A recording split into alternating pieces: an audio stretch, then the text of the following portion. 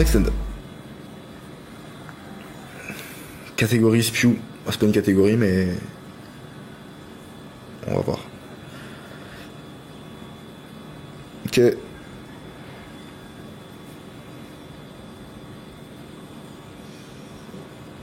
Ok, oui, qui fold.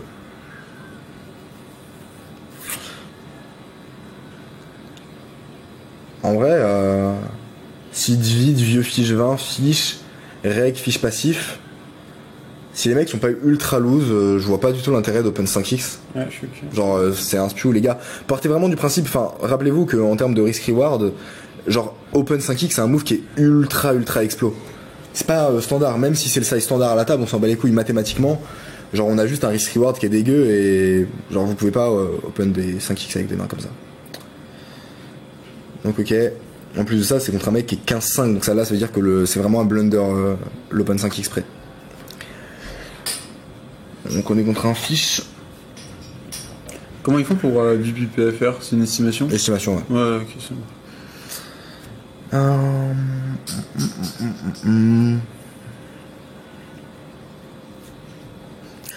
En vrai, il connecte pas de ouf avec les DP. Alors, dans tous les cas, t'as juste envie de value très cher, profil passif. Ouais, en vrai, tu dois juste value si la 6 maximise ta value au max. Donc en vrai, genre là pour le coup, on peut vraiment overbet. Ok, moi je préfère faire 380 parce que au vu de son stack size, on va pouvoir tout lui prendre sur quasiment tous les run-out. Pareil que si tu t'overbet. Tu vois? Genre s'il avait 6k de stack, j'aurais fait exactement la même. Mais juste 3k7, tu peux faire 380 turn pour river jam quoi. En fait, le truc dans ce spot, pour moi, c'est que sa range va être ultra connectée en mode connecteur suité, donc potentiellement draw, et A6. Et les joueurs sont capables de fold vs des 2 barrels des A6, mais ils sont beaucoup moins capables de le faire au flop. Genre là où il y a les plus gros FE, c'est sur les turns. Et donc je préfère me dire ok j'overbet, dans tous les cas il va call son A6, size down turn, jam river, tu vois. Ouais, pour moi les profils qui fold versus 2 barrels, c'est des profils qui vont fold river sur ton overbet bet jam, tu vois. On overbet pas, en fait on overbet pas river, tu vois. Genre là l'idée serait d'avoir une séquence qui est genre 1000 flops, okay. Ensuite 800 et jam, tu vois. Ouais, je vois. Je pense juste que t'as quand même pas mal de verts. On peut toujours se faire call par des 7 et des 6 quand même au moins une fois. Ouais, mais il y en a peu dans sa range au final. Au vu de la construit, tu vois. Oui, c'est un mec qui a 15 de VPIP. 15 de VPIP, il faut la 5 off aussi, tu vois. Ouais, je suis d'accord. Donc en vrai. Mais bon, sa range elle reste quand même plus construite sur des As du serveur Valley Off. Je pense pour le même argument que tu dis la dernière fois, genre c'est bien de faire genre 450 même plus. Mais choqué, ça va pas changer grand chose. Tu vois, encore une fois, en fait, comme on est dans la même tranche, genre là on discute d'une EV qui est pas très grande non plus, tu vois. En fait, ce qui est le plus important, c'est de savoir qu'est-ce qu'on veut accomplir et comment, enfin, d'arriver à la même finalité, tu vois. Je pense. Mais par contre, faut se mettre dans des sizes, turn, river ou dans tous les cas on jam. Après, vraiment en live, ils ont tendance à vraiment prendre les décisions turn. Il y a beaucoup de fold. Genre c'est les meilleurs spots à bluff. Donc je ferai surtout les Chinois, mec. Tu sais, tu fais des race sizes, regarde son size. Genre quand tu raise size un chinois, il regarde ton stack, il fold. Parce qu'il sait très bien que tu vas faire tapis river. Ouais, c'est ça, ouais. Genre, c'est pour ça, et au flop, il y a quand même moins ce truc pour faire des big hero fold. Et ouais. Il y a un flush draw, donc le mec peut nous voir sur des flush draw, c'est toujours intéressant. Pas assez cher. Hein. Ouais, clairement pas assez cher au niveau des sizes. Là, tu vois, la vitesse du jam, c'est vraiment une information importante. Parce qu'un mec qui jam en 5, c'est jamais le même range qu'un mec qui jam en 30 secondes. Là, un fiche qui jam vite, je fold tout le temps. En vrai, je vois pas un call dans le spot, enfin. C'est quand même chaud. Hein. C'est quand même chaud. Genre, la question qu'on doit se poser, c'est à quel moment. Est-ce que le mec il est capable de faire ça avec As-Valet, genre. Et franchement. Ouais, je sais pas si même s'il le fait avec As-Valet, genre si t'as genre un profil sur 10 qui le fait pas avec As-Valet, tu vois. Ouais. Donc en vrai, les quêtes, ça rentre pas en question. Complet. Ouais, fold clair. Et du coup, je pense que si t'as appelé ça, c'est que t'as call. Ouais. Ok, ouais, clairement. Là, pour le coup, je suis chaud d'avoir ton thinking. Hein. Turn, joue pour chauve, Quand elle jam, ah, plus c'est 9. Ah ouais, Quand elle jam au vu du profil, je pense que j'ai un easy fold. Mais vas-y, on check ça justement, plus en détail. Genre, détaille-moi ton thinking et qu'est-ce qui fait ici que tu calls dans ce spot. Parce que ça, c'est trop important. Là, en gros, on peut pas se dire, vas-y, tiens, on va optimiser des sizes, voir comment mieux jouer des lines. Ouais, si tu fais un blunder qui te coûte genre 30 spots de V, quoi. Ouais. Donc, prends le temps là-dessus. Pose-moi ton thinking. Explique-moi pourquoi est-ce que tu penses que tu fais le call. Tu vois, une game, t'as le temps, tu peux réfléchir, tu peux prendre 1 minute, 2 minutes, 3 minutes. Qu'est-ce qui se passe in-game? Est-ce que c'est mental? C'est lié à quoi? Est-ce que c'est du flou technique? Et dans ce cas-là, on peut mettre des systèmes en place où tu full review tous les spots de fold pour justement les travailler et qu'ils soient plus fluides. Mais en tout cas, on peut pas laisser ça passer. Ça, faut absolument qu'on mette un process en place. Donc, fais-moi ton feedback sur ça.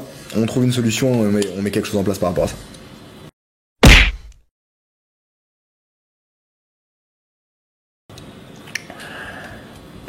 Ok. Next end. Ah, j'ai vu ce spot. Ouais, vas-y, on va en parler.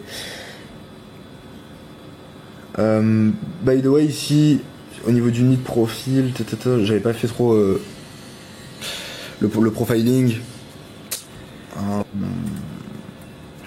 En vrai, sur un fiche 15.5, pour le coup, je vais pas être exigeant en profiling, donc les notes que t'as, c'est déjà bien. Je suis ok pour ça. Donc ici, on ISO 6x. Okay. Le size, dans tous les cas, c'est toi qui le connais, c'est la dina de la table. C'est toi qui comprends ça. Attends, ah putain, c'est un supranit. Bah en fait, ça change beaucoup de choses. 10.5 ultra nit, je n'ai vu aucune main au showdown. Bah gros, là par le coup, en fait, je size up sa mère. Si le mec il joue aucune main et qu'il limp, les nits qui limp, t'as très très peu de limp fold, donc en vrai, je size up sa mère. Genre on l'aurait mis plus cher.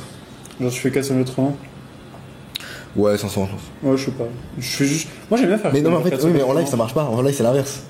Ouais. Parce qu'en fait, t'as plus de jetons. Donc en fait, 500, ça rep moins red flag que 480. Moi, genre 480, c'est ça, il se couche en bluff, quoi.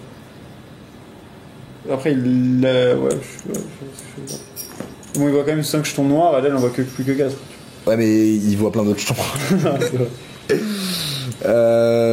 Ok, donc ça c'est le spot que j'avais vu, open standard à la table. Bah mais là tu vois, tu te rends compte de la dinguerie que tu me dis. Tu me dis que le mec c'est un supranit 10-5 qui limp UTG, donc il a une range ultra strong, et du coup tu fais le size standard de la table. C'est qu'il y a un problème, tu vois. Ensuite, on bloque complètement le board. Je pars directement dans l'optique de target ses mains fortes et évalue les PP sur une street. Pourquoi sur une street? Pourquoi pas sur 3 streets? Ok. Flop, franchement. Dans tous les cas, je suis ok pour partir en value. Vu que c'est un profil qui a priori va vraiment avoir 0 bluff. Par contre, turn, je suis pas du tout ok avec ton thinking. Je ne pense pas avoir 2 barrels contre les PP de ce joueur, donc je pars dans l'optique de target sa range strong, roi X et brelan.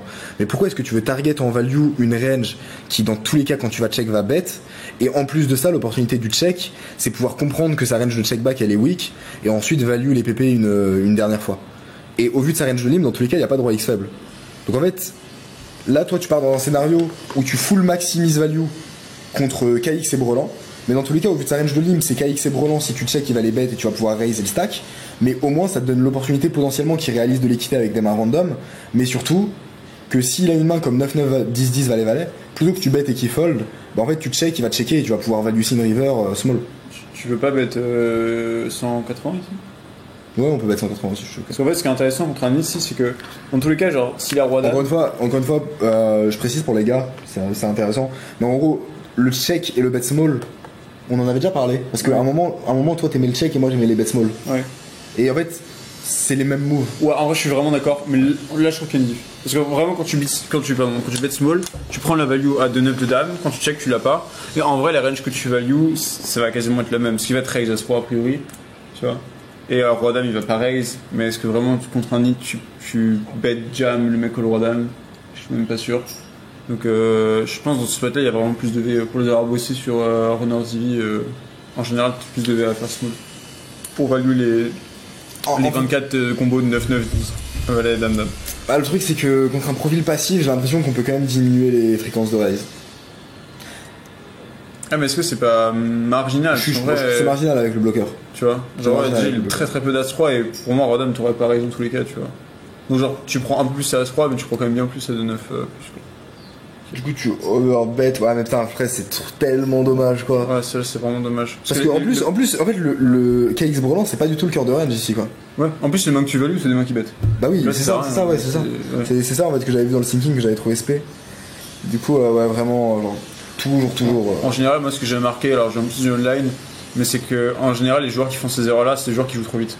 Parce que si tu prends vraiment 40 secondes dans ce spot, je pense que t'arrives simplement à la réflexion que juste les mains que tu values c'est des mains qui vont bête d'elles-mêmes. Ouais, il y a une question de timing. Et en vrai, se poser les questions, tu vois. Ouais, c'est ça, au-delà d'une question de timing, c'est toujours se poser la question. Poser la question, tu vois, qu'est-ce que je value? Est-ce que. De toute façon, quand on overbet, moi je sais online, hein. Quand tu fais un overbet très cher, dis-toi toujours, est-ce que quand tu overbet très cher, tu vas pas value des mains, tu vas pas pouvoir check raise contre des mains qui vont bet. Si c'est le cas, bah faut check. Et puis, en fait, dans absolument toutes les décisions, toujours comparé à. Enfin, typiquement, dans un spot en value. Est-ce qu'il y a des mains qui call vs l'overbet qui vont pas bet d'elles-mêmes vs un check? Alors juste poser ces questions-là qui sont très simples, où on compare les deux lines, ça évite de se retrouver dans le spot, on se fait ses erreurs. Et donc là, ok, très bien en fait, on maximise la value contre sa partie strong, mais dans ce spot, tu le joues 100 fois, toutes les fois où tu misses masse EV contre 8, 9, 9, 10, 10, valet, c'est vraiment cata sur long run.